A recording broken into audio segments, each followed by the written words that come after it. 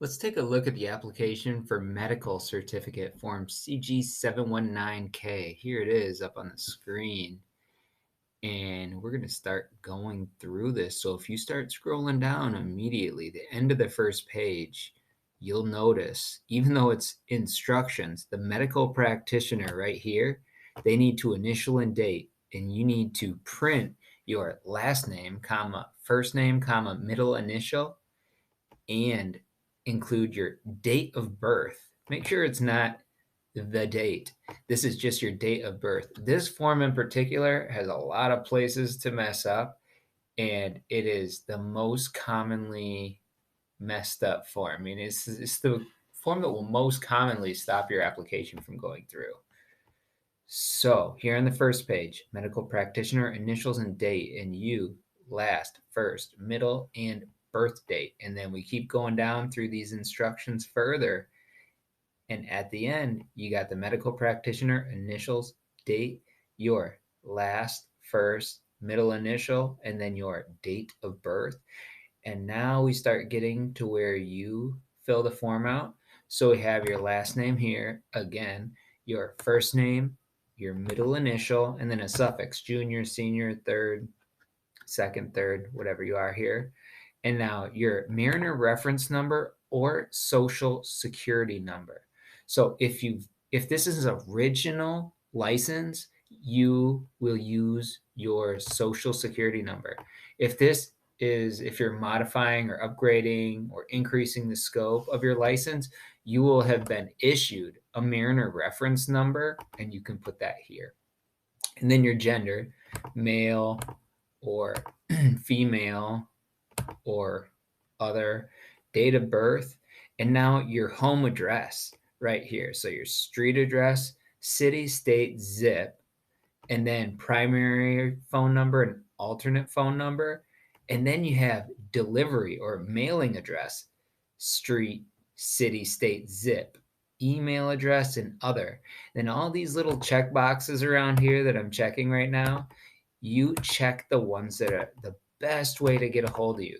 So if the best way to get a hold of you is your primary phone number, your email address, and then your shipping address, you check these boxes and whatever combination you need here. And now, this is a question I get often. Which one of these boxes do I check? So if you're going for an OUPV or master's license, you are going to be DEC, this top left box, DEC. And you can also check food handler. And then down here, section 2, food handler certification. If your practitioner checks this box that, yes, the applicant is free of communicable diseases, and then initial and date, you will automatically get a food handler added to your license, which is just pretty self-explanatory. It means you can handle food. If for some reason you just do not want a food handler, you can just don't check this, and you still might get it. I don't know. My license got a food handler and I never mentioned anything. So that's sections 1 and 2 of this form. If we keep cruising down, we get, again, here, applicant, last, first, middle initial, date of birth here. And here, all the medical conditions, check yes or no. And then your medical practitioner, initial, date. And then we keep cruising down. And again, on every form, it's going to be your last, first, middle, and then your date of birth. So here is conditions and treatments. And this is all going to be filled out for your medical practitioner. So we don't need to focus on it too much. And again, bottom, medical practitioner, initials, date. And then next page, your last, first, middle, and then date of birth. I know it's very redundant, but it must be filled in. And you see all these little check boxes like this one?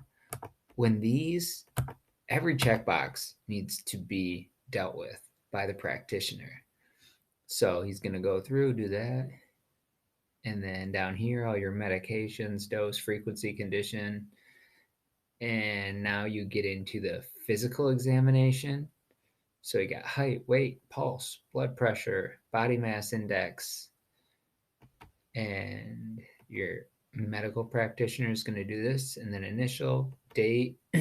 On to the next page, page 7, you are going to last name, first name, middle again, and then your date of birth, and goes through here. And we have your visual acuity, your field of vision. So all this vision stuff, they're going to do a colorblind test. If you are colorblind, you can, if you're colorblind and your practitioner states that and it's on this form, you can get restrictions for daytime use, but you can still get a license if you're colorblind. See down here, color vision testing results, pass, fail, number of errors. We keep going. This is through hearing. Now at the bottom of the form, medical practitioner, initial and date. Top of the next page, your last, first, middle, and your date of birth. And this is demonstration of physical abilities. They're going to make sure you can use all your fingers and push and pull and do things like that. Things that you'd have to do aboard a ship. And then physical ability results. They need to check one. This one, yep, they found you're good to go. This side, they found you are not good to go. You need to have this one checked. Comments, medical practitioner initials, date, again on the top of the next page. Your last, first, middle initial, date of birth. And now here's the checkbox. Applicant proof of identity provided. So you want to prove that. And then this one's really important here too. Certification of recommendation. Your medical practitioner needs to recommend you. If you're not recommended, this is going to get kicked back. And then this is a place for the practitioner to discuss. And here's the practitioner's information, their last, first, middle, signature, date, license number, state, phone number, and whatever they are. Maybe they're all of these. Good. So office, street address, city, state, zip, place, office, address stamp here. A lot of them will have just a stamp and they'll stamp it on there and give you some information. And now section 10, application certification to be completed by applicant. So you're attesting to this. My signature below attests to all this stuff. So you'll sign, date, then you keep cruising down. And now we're to section 11. So here again, last, first, middle, and then your date of birth. And now this part was interesting. I just got off the phone with the Coast Guard, and they shed some light on a lot of this for me. Section 11, optional, applicant consent. See this box here? You can decline and then sign and date. And then she said that you can just not sign these two bottom ones or cross them off or whatever you want. So what this is saying, consent for medical practitioner to release information to the Coast Guard. If you decline this, your practitioner cannot release information to the Coast Guard. The Coast Guard will contact you, and you contact your medical provider. Or if the Coast Guard contacted your medical provider, your provider would contact you, and then you would contact the Coast Guard. But this is just stating that if you decline this, which is okay, and your application will still go through, that means that the Coast Guard can't reach out to your medical practitioner. And regardless, if you decline or do not decline, you need to sign and date right here. Most people accept Part A, but don't need Part B or C, because Part B is consent for Coast Guard to release information to a third party. So the scenario where you'd fill all these out and accept them is if you're using a third party to submit your application and your medical application.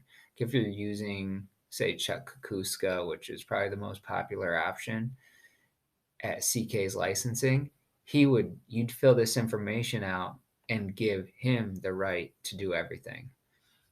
But in most cases here, if you're submitting it yourself, you can either decline this and then sign and date, or not decline this, sign and date, and then leave B and C empty, or you could put a line through them, is what the Coast Guard said. That about wraps up this form. Be sure to go through this form carefully, and everywhere you need to put your last, first, and middle, like this. Make sure all these boxes are checked. This is a good one to take some time on.